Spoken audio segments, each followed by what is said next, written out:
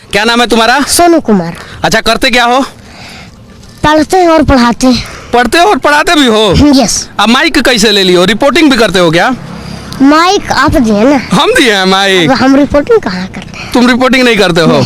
अच्छा, तुम अपने पिताजी का शिकायत किए थे कि तुम्हारे पिताजी दारू पीते हैं और तुमको नहीं पढ़ाते हैं। यस। तो इस पे क्या कहना चाहते हो? इस पे हम यही करना चाहते हैं कि अगर कानून उनको सजा देने के लिए तैयार है तो वो भी हमको मंजूर है, लेकिन तुमको पढ़ना है। हाँ, लेकिन हमको पढ़ना है, क्योंकि हम ये नहीं बोल रहे हैं कि हमारे पिता को बने जेल में सब दिन के लिए डाल दीजिए।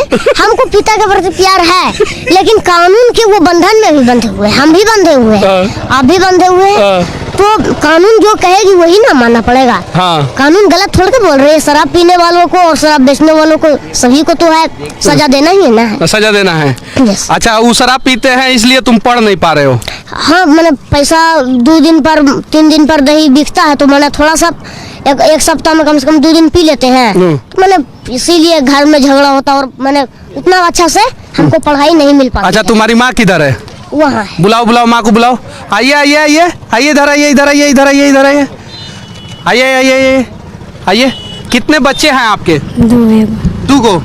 और बेटी? ना। 2 बेटा है। अब पति क्या करते हैं? यह सामान खेती मालिक गार्जियन। शराब भी पीते हैं क्या? अब पिया के तो नहीं है, मतलब कोई पिला दल के था, कोई पिला देता है। हाँ, ऐसे तो नहीं है इतना दिन से, मतलब उसका तबियत दब रहता है ना तो नहीं पिया। तबियत खराब रहता है तो नहीं पीता है। हाँ, डॉक्टर मतलब मना किया। डॉक्टर मना कर दिया? कि दारू कड़ी नहीं पिए। इतना पिए? सासरंग में मतलब चल गल कुन तो मने पी गए। अच्छा, आपको पता है कि आपका बेटा जो है पूरे दुनिया में तहलका मचा दिया है? पता हमें गलियल इसको से मैंने। अच्छा, तुम मुख्यमंत्री के रैली में कैसे घुस गए थे? हमको समाचार मिला, हम जब पढ़ करके आए हैं। हाँ। तो हमको समाचार मिला कि आज माननीय मुख्यमंत्री श्री नीतीश कुमार जी अपने पत्नी की पुण्यतिथि पर कल्याण विवाह है।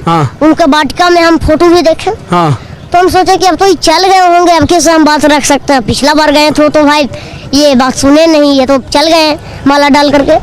फिर हम सोचा ऐसे चलते हैं, देखते हैं क्या होता है। उसके बाद हम गए तो हमको पता चला कि यहाँ पर था भूखिया होटल के पास पुलिस थे। उनसे हम पूछे कि सर माननीय मुख्यमंत्री जी भी हैं ग्राम, तो बोले कि हाँ जल्दी जाओ, अभी पहुँच भी किए हैं। हम यहाँ से धड़फड़ते मैंने रस्सी में चली थी साइकिल कल्याण विवाह तक, उसके हॉस्पिटल तक पहुँचे।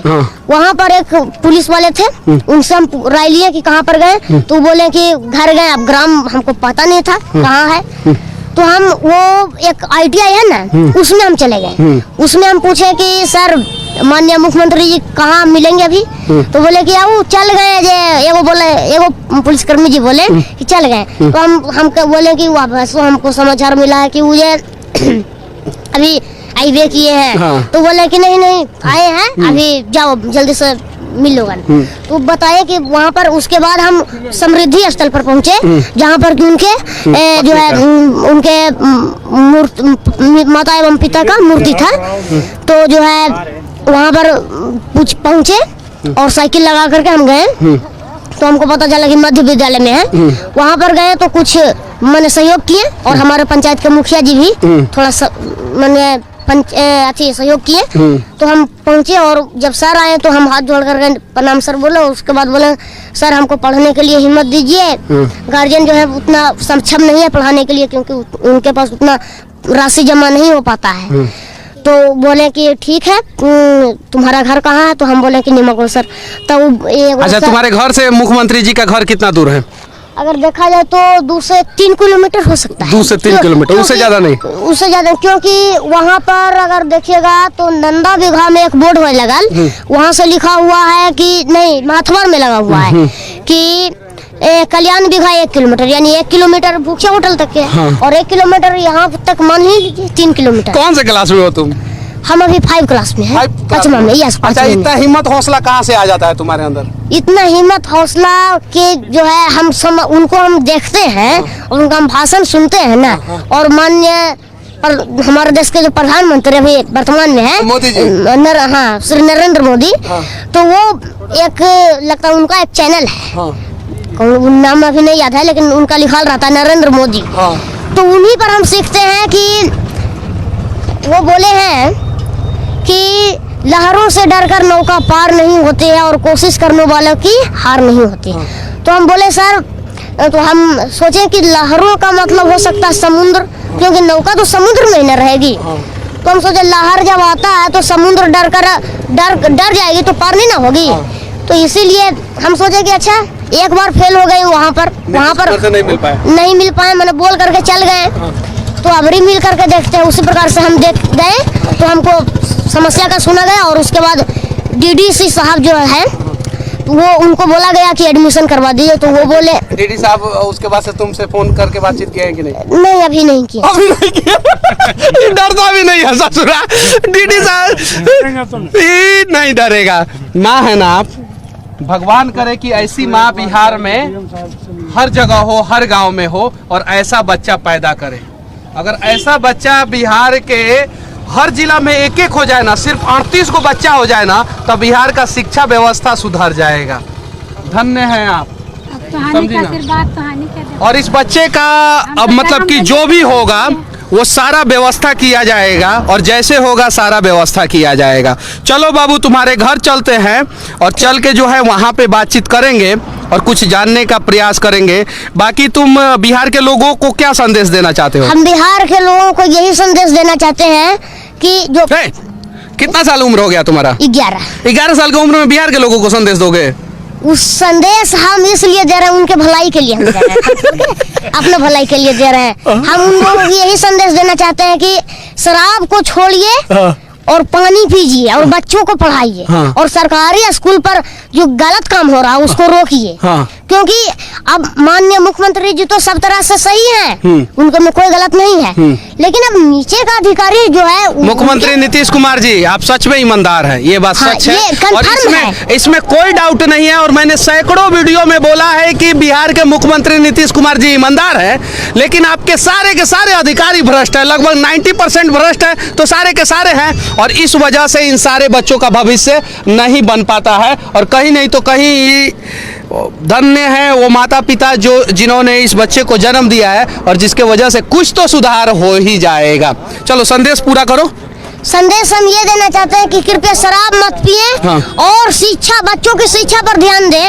और टैक्स हमेशा, जो लोग टैक्स नहीं भरते हैं, कितना को हम देखते हैं, समाचार हम सुने हैं कि टैक्स में घपला कर, टैक्स में अफीम मत करिए, क्योंकि टैक्स सरकार का हक होता है और टैक्स नहीं भरिएगा तो हमारे देश में और राज्य में जो विकास होती है वो नहीं हो पाएगी। अच्छा सुनो यूपी में दारू चालू है, सारे राज्यों में दारू चालू है, तो दारू से टैक्स आता है और टैक्स से जो है दारू से भी विकास होता है, पता है तुमको? दारू से विकास होता है, हम मानते हैं कि सरकार ही दारू को चलाई। लेकिन सरकार ये गलत की, क्योंकि हजारों आदमी के जो है लीवर खराब होते, किडनी खराब होते केवल दारू और ताड़ी की वजह। तो दारू और ताड़ी पूरे देश में बंद होना चाहिए। हाँ, पूरे देश में बंद होना चाहिए, कहीं भी चालू नहीं रहना चाहिए। तो नरेंद्र मोदी जी से कहो।